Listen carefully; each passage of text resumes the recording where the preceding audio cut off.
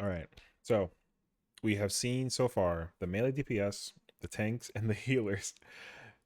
Again, healer and tank is concerning because the mitigation and those button presses and those heals, there's a lot. And melee looking very, very, very fun and special. So let's see what caster has to hold up. We're gonna check out the casters. We'll start off with Black Mage, and lucky for us, we have an absolute Black Mage nerd here. So Jill will talk to you all about that. But real quick, all the casters got a trait upgrade, which makes their addles last for 15 seconds, and their swift casts got reduced down to 40 seconds. Go ahead, Jill. Black Mage. Oh boy. The core of Black Mage hasn't changed that much, but if you're Okay. new to this job, there's been a good few streamlining changes, and if you're a nerd about this job like I Okay, I have heard a rumor, something about Black Mage that's going to make me very happy depending on what it boils down to. So we'll see. am, there's a lot to unpack. Let's go over the new stuff first. New job gauge is for stacks of Astral Soul, counterpart to Umbral Soul. Casting Fire 4 will net you 1 stack, casting Flare for AoE will net you 3. At 6 Astral Souls, what? cast Flare Star. This is essentially a second Despair with equal cast time but more potency, no mana cost, and can be cast after your AoE rotation. Manafont gave you 10,000. Did you just see that? What? Okay, sorry. I got checked by that, but like, I'm sorry. Say that one more time. You get 1 Astral Soul for a Fire 4, but you get 3 with a Flare? Do not tell me that we have to use Flare in the opener. That would be insane, actually. Astral Souls, you can cast Flare Star. This is a soul. Sorry, let me. There's been a good few streamlining changes. Let me make If sure I you're heard a that nerd correctly. about this job like I am, there's a lot to unpack. Let's go over the new stuff first. New job gauge is for stacks of Astral Soul, counterpart to Umbral Soul. Casting Fire 4 will net you 1 stack, casting Flare for AoE will net you 3. At 6 Astral Souls, you can cast Flare Star. This is essentially a second Despair with equal cast time but more potency, that no Flare mana Star, cost, and can be though. cast What? after your AoE rotation. If you're new to Black Mage, this may not look like a lot of potency, but remember it's multiplied by 80% due to Astral Fire 3, as well as by your Enochian buff, which is now 30% as of level 96. We also got the new ability Retrace, allowing us to reposition Oh, yeah, our you can ley lines. remove We the- only do yes, this you can once per reposition the use, ley but We lines. still have between the lines available if we need to move out of them again. We also Oh, got okay. It's a one upgrades to use. Thunder in the form Oh, of we got High High Thunder, Thunder? and High Thunder 4. It just does more Ooh. damage. The nerds in the class will notice that it has some upfront potency now. We'll get to that later. Also, Oh, we get okay. an extra polyglot stack. Now, Just 3 poly. Yo, you can. All right, man. You can Xenoglossy 3 times back to back to back. The fact that you can do it 3 times is actually so insane, actually. So, what in the world? a lot of Black Mage's big question was, what's the deal with Umbral Ice mana regen now? As of Media Tour, mana still technically regenerates as normal in Umbral Ice, but it's actual normal, as in other jobs as normal, and not the huge mana ticks we're used to. Every Oh, time you what? cast an ice spell, you gain a chunk of mana, based on what level of Umbral Ice you have. At 1, that's 2500. At 2, 5000, and at 3, 10,000. Wait, Umbral Soul what? has also been updated to reflect this. This means that a single cast of Blizzard 4 will refill your entire mana bar. I would say the same Oh, for okay. Paradox, but Ice Paradox is gone now. You only get Paradox from transitioning from Ice Phase to Fire Phase. Fire Paradox is instant cast, as many people noticed in the job. What? Because you used to use it every time you switched over. They took out Ice Paradox? It's only Fire Paradox? Oh, interesting. That's kind of the first time that they made a change, but they also undid like a change kinda. Because like it's only ever gone up for Black Mage. Like with ARR, you had ARR, and then you had Heaven's Ward gave you Fire 4, Stormbolt gave you Foul, and then you had Xenoglossy, and then you had Paradox, and now they actually took it out. Like they actually took out a thing for Black Mage. I think that's the first time that they ever. Well, I mean Enochian, but we don't count Enochian. I mean, actually, I guess we technically could, but they actually like took out a use of an ability. Like you don't use Ice Paradox anymore. Oh, is that the reason why people are mad actually? Okay, so let me like give you a little bit of like a teaser, like a little bit here and there. Okay, so essentially there's kind of like an untraditional way that you could play black mage that kind of separates the men from the boys and the ladies from the girls kind of ordeal. You know what I mean? So like essentially, um I think if you sharp cast Fire Paradox, it guarantees you a Fire 3 proc. Then you would go into Blizzard 3, Blizzard 4. I feel like you might want a Xenoglossy in there, maybe something of that nature, or Thunder, depending on what the timer is. But then you would do Ice Paradox, which is an instant cast, and then you would transpose, which is a button that I guess you're not supposed to use, but you technically supposed to use it, something of the nature. And if you transpose, you get Astral Fire 1. And if you do Fire 3 and Astral Fire, since it's a free cast and it costs no mana, Astral Fire 1, Fire 3 does more damage than doing Umbral Ice 3, Fire 3. No matter what happens, though, that button instantly gives you Astral Fire 3, but it was more potency if you actually transposed into Fire 1 to actually get that. You know what I mean? So instead of using Fire 3 during Umbral Ice 3, you use it during Astral Fire 1, and it did more damage. I guess based on this, they took that out. So that is very interesting. Huh. Trailer, and it gives a guaranteed proc of Firestarter. And you get a will guaranteed essentially proc. have Oh, and two it's an free instacast. instacasts in Astral Fire always, which makes it real easier to use Manafont. Hey, remember how Manafont currently gives 3,000 mana? Well, now it gives 10,000 mana. And Astral Fire 3, and Paradox, and a Thunder proc, and 3 Umbral Hearts, because why Wait, not? what the what? Huh? Huh? Huh? Huh? Manafont is cracked.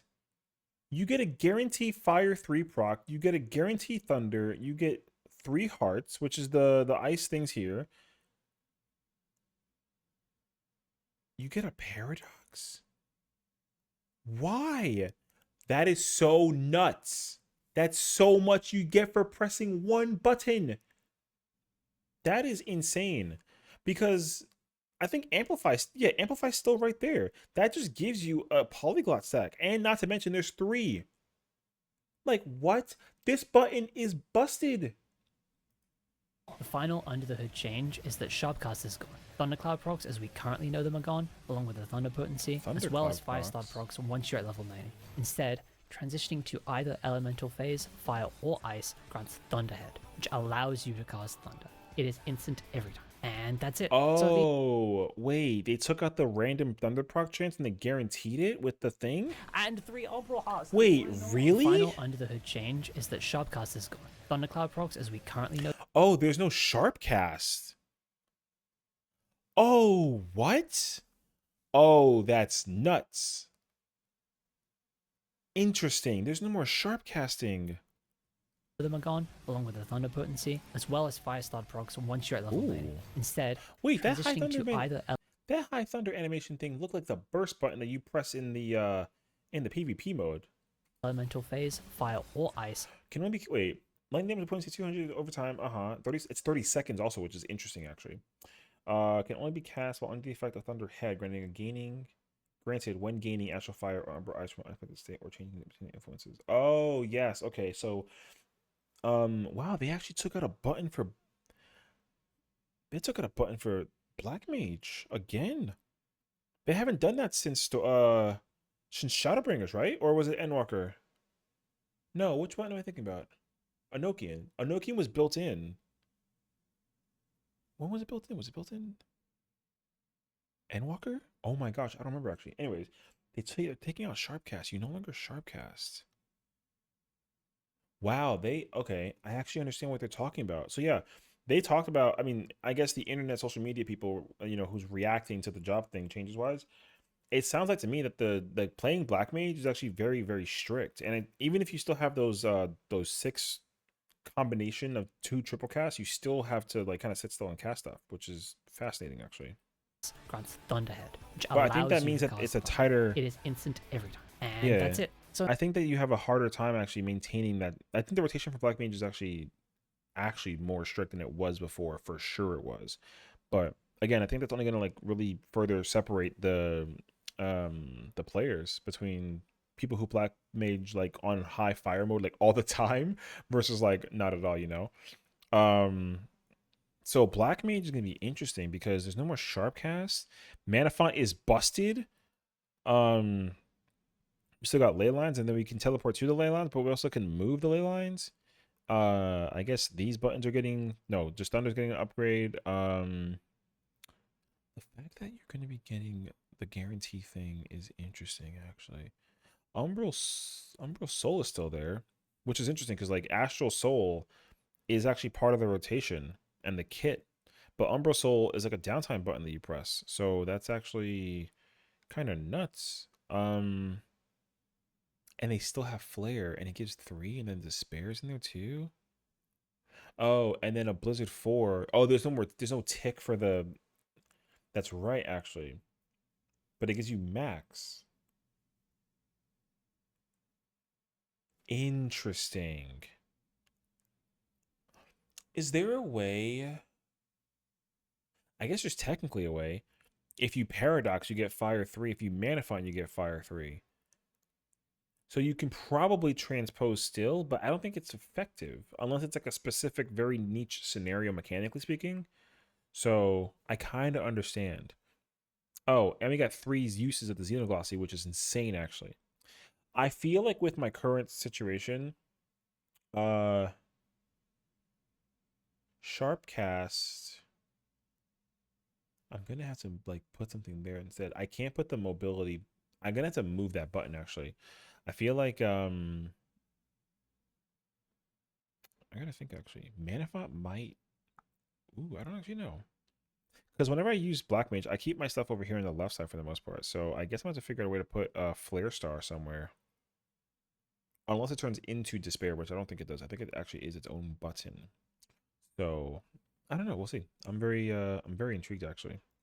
Some of these changes have definitely helped make Black Mage easier to understand and a little more I forgiving. think I It also agree, removes the but I weird still think that situations it's where at complicated. faster spell speeds, you get the absolute worst mana takes and not get enough mana during ley lines. I will say, I will miss Ice Paradox a lot. It was a really cool button, allowed for a lot of cool non-standard stuff, but it is still Black Mage. It's more forgiving now, but it is still very much Black Mage. It's still a cool rotation, and wow, you get to cast a lot of fire. Alright, back to Woops with Pictomancer. That's Thanks, Jill. awesome. All right, let's check out Pictomancer. So this job has Picto. quite a lot of moving parts. It feels like there's a lot to keep track of, so if you like complex jobs, this might be the one for you. I think once you understand the basic ideas, really anyone will be able to master this job with enough practice. You're rewarded heavily for playing this job effectively. It does a bunch of damage, has a raid-wide damage buff, a gap closer, and even party-wide healing and shielding. The only thing it doesn't have is a raise, but there's a lot to make up for that. Let's start breaking the rotation down. First things first, let's talk about the palette gauge. You build your palette gauge by casting your light paint combo, which goes in the order Fire in red, Arrow in green, and Water in blue. Don't worry, this is all on one button. Put Fire in red on your hotbar and that's it. Casting Fire in red will give you Aether Hues, and all this does is it changes the Fire in red button into the next spell that you need. The AoE rotation is exactly the same. It just has 2 at the end of the name.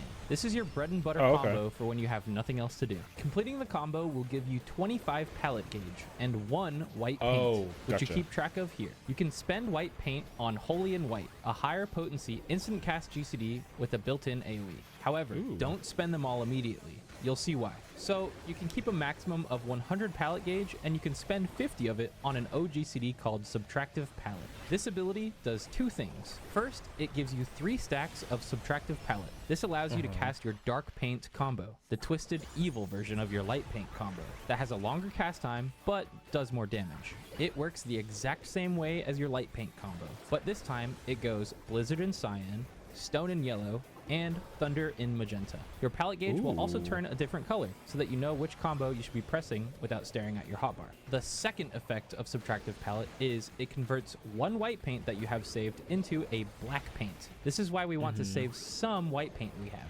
Black paint can be spent on Comet in Black, which is an instant cast like Holy in White, but it does more damage. Holy and Comet have 2 separate buttons, so you can spend either of them freely. So all that is essentially its own self-contained rotation, but we're not done yet. This is just what you're doing when you're not painting. Let's go. Okay, so you have 3 spells in light and 3 in dark, which is literally like, Astral and Umbral, which is sick.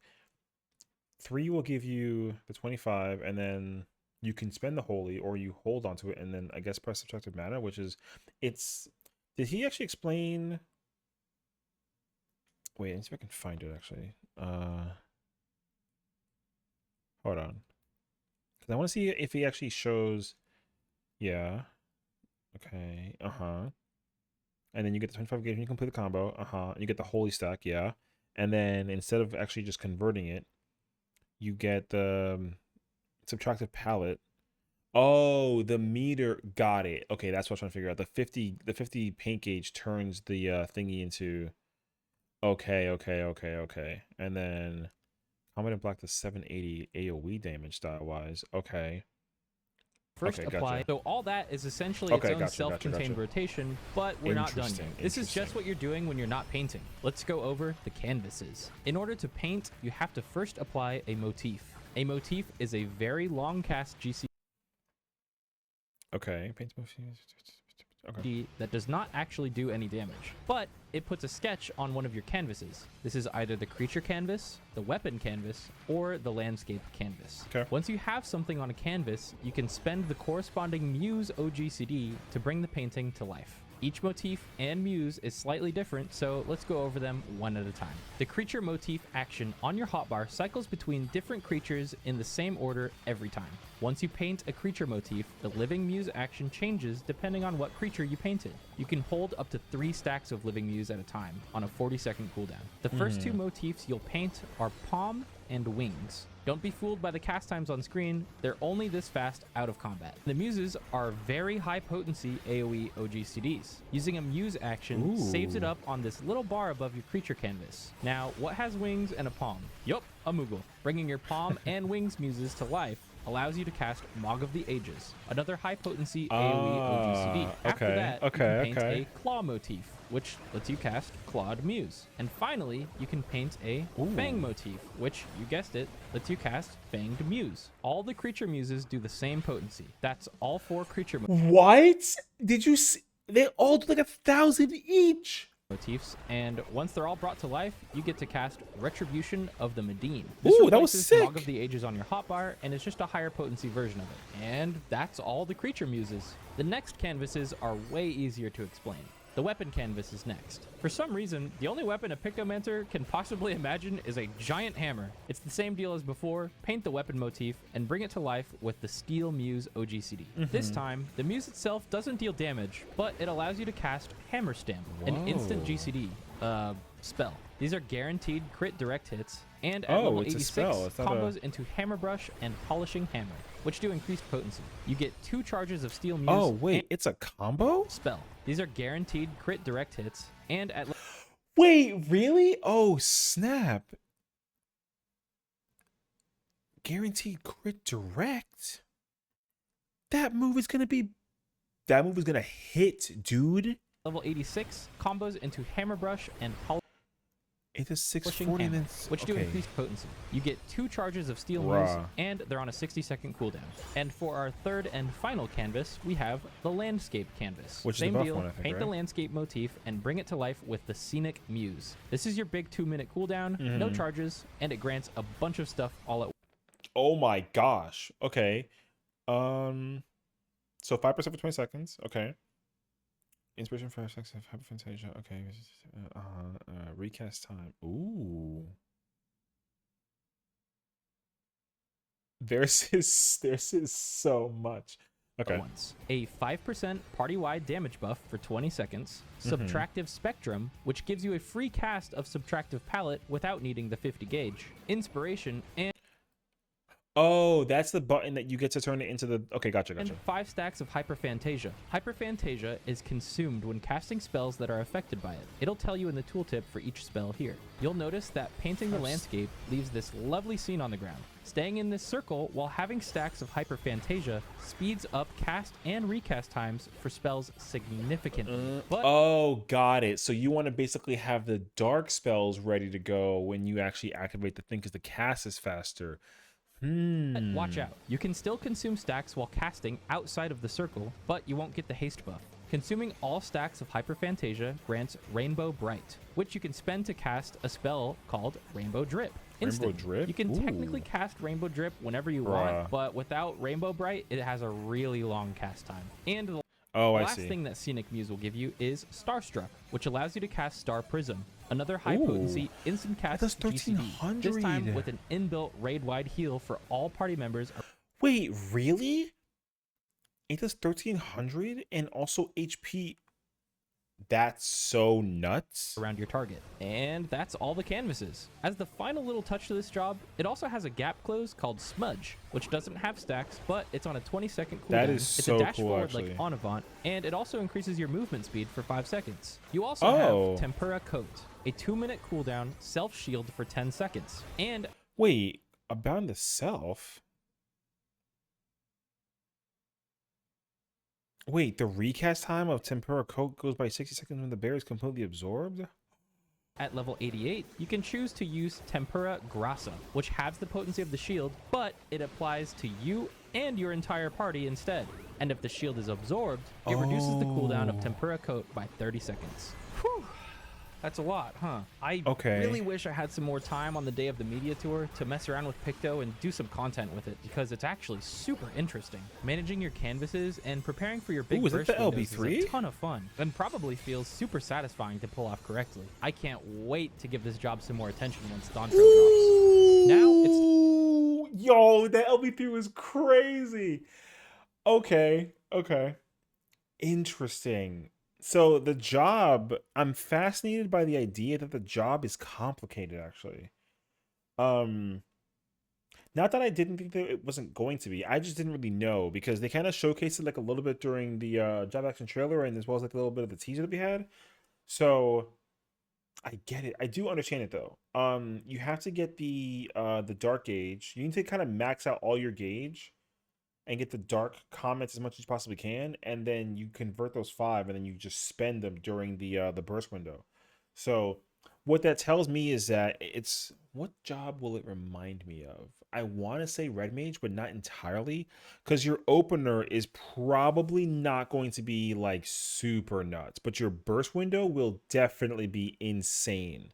So job wise, it's looking, you do a lot of button pressing for this job, especially with the canvases and the motifs, and on top of that, like there is swiftcast, or rather there is instacast buttons and abilities, but it also seems like to me though that there isn't actually like a lot of you kind of gotta like sit still with Pectomancer. So I don't actually know. I mean, there's definitely like buttons where you can move around freely, and of course, like Swiftcast is a thing too. But I don't know. I'm kind of under the impression that like you gotta like sit still a little bit with Pictos, similar to Black Mage. But like, dude, the button presses on this thing is actually kind of crazy. I don't know. I'm kind of intrigued actually. This looks insane. Also, the fact that Pictos, this is literally like a ley lines for Picto almost, but it's huge. I think that is very, very interesting. That LB looks crazy. Attention once Dawntrail drops. I'm so excited for that. Now it's time for Red Mage. Yo, we got the main. Manification gets a new effect at level 100. Using all 6 Manification stacks will grant you Cineration Ready, which, you guessed it, allows for the execution of Cineration, a new AoE yo, that move sounds damage godlike. button with some Yo, that move sounds so cracked.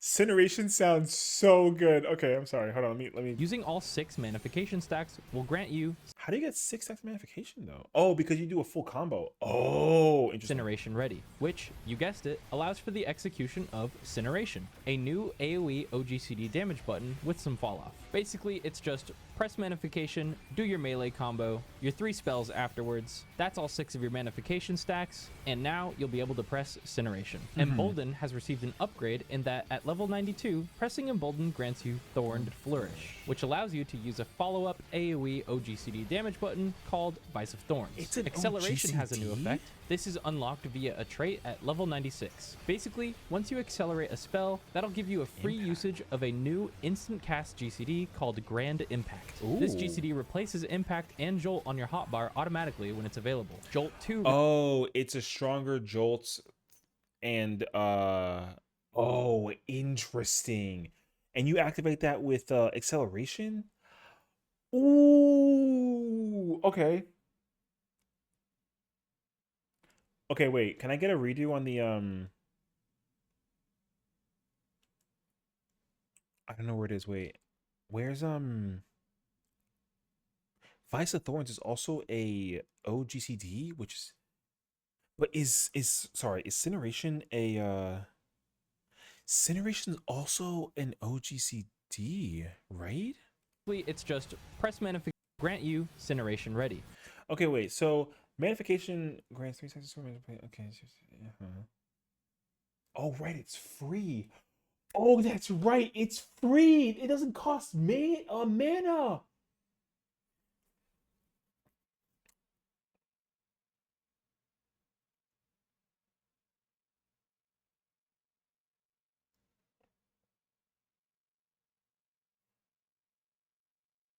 Wait.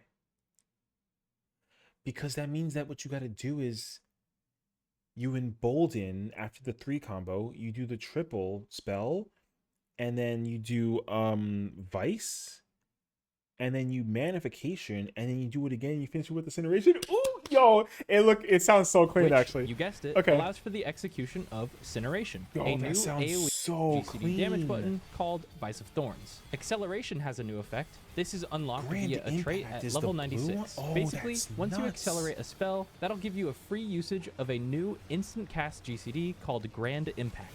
This GCD replaces Impact and Jolt on your hotbar automatically when it's available. Jolt 2 receives an upgrade to Jolt 3 at level 84 actually. Your AoE melee combo no longer requires 60 mana, now it's just 50 mana like your single target combo. Oh, they changed the move with the thing with the combo?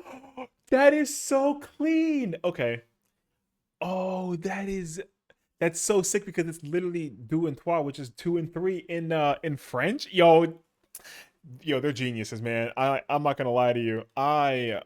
Dude, I love this game.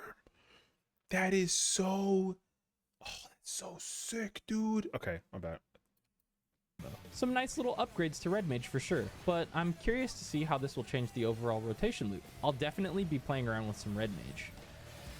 Okay, so this is currently my red mage. So Manification turns into Cinderation, right? Which is like, oh, that's so sick, actually, dude. Um, that's tough though. I'm not gonna know where to put that button. Especially the problem is that that button is an OGCD. And so is the embolden button. Both buttons are currently OGCDs. So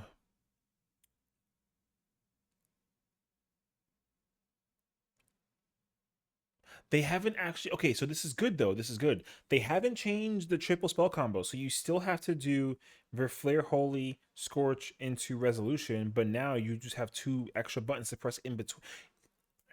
Man, like that's so incredible. And then Mulina becomes Mulina Twan. Okay. Interesting. Very interesting.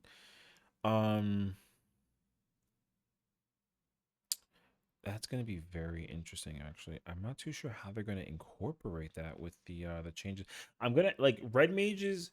My hotbar for red mage will definitely change in terms of comfort, not in terms of. There's going to be a lot of buttons that are going to be needing to be moved around for red mage. I don't think the buttons will change per se because in bold the Manification turn into damage buttons, but I think everything else doesn't really change all too much.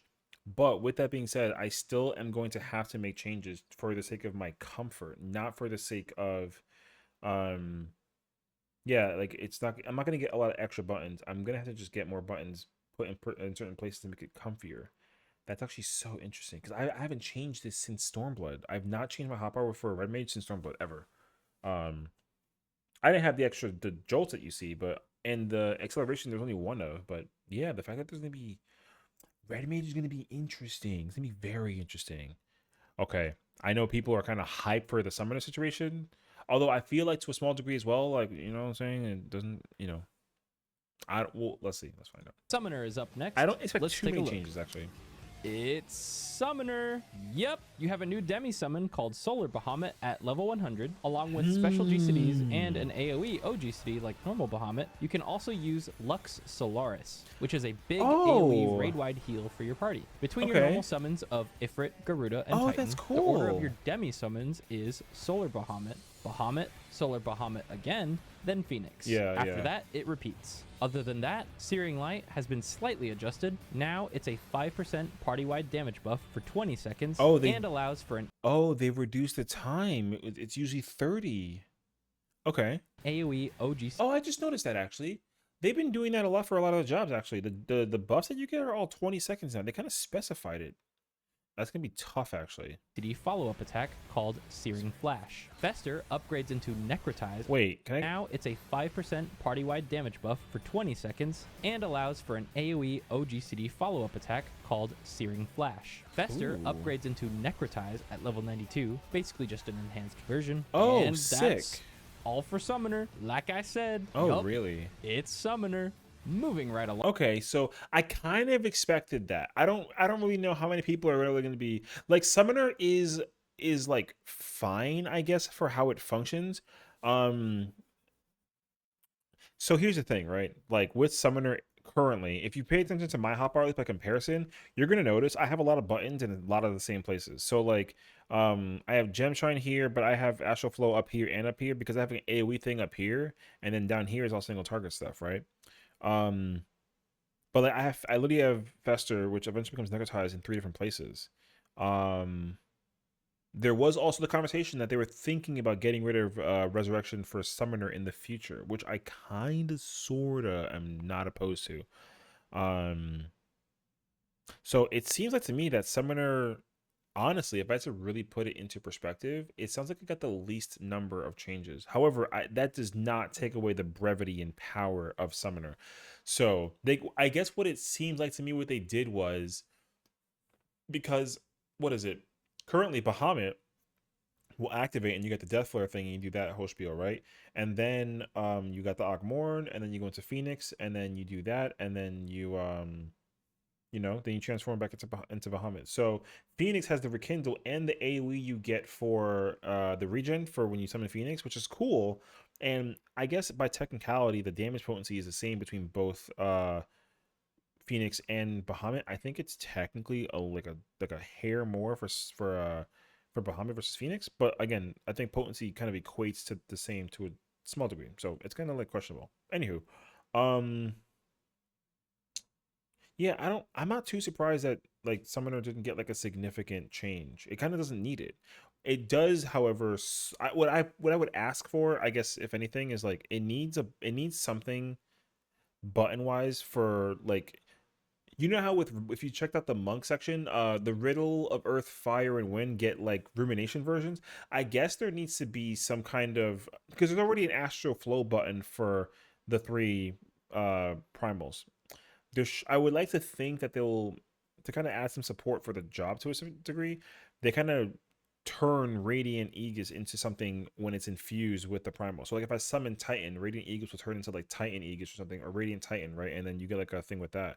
But it sounds like to me that they didn't change that at all. So I mean, some are looking kind of comfy for the most part. It's still going to look insanely flashy, so I'm really excited. So overall, dude, casters are going to be nutty. Like very nutty. Like I do expect all the casters to be just eating away at health when it comes to the bosses that you got to deal with. There's no way that you don't. Also, on top of that too, I don't know if you notice it, but like there's a lot of AoEs that a lot of the casters have, and that I feel like to a small degree, I mean, again, like every job to somewhat degree has AoEs, but like I feel like caster kind of got the most right now currently based on what I was looking at. I don't know how true that is, but I do believe so to a degree. So I don't know, something about the caster situation kind of has me thinking a little bit.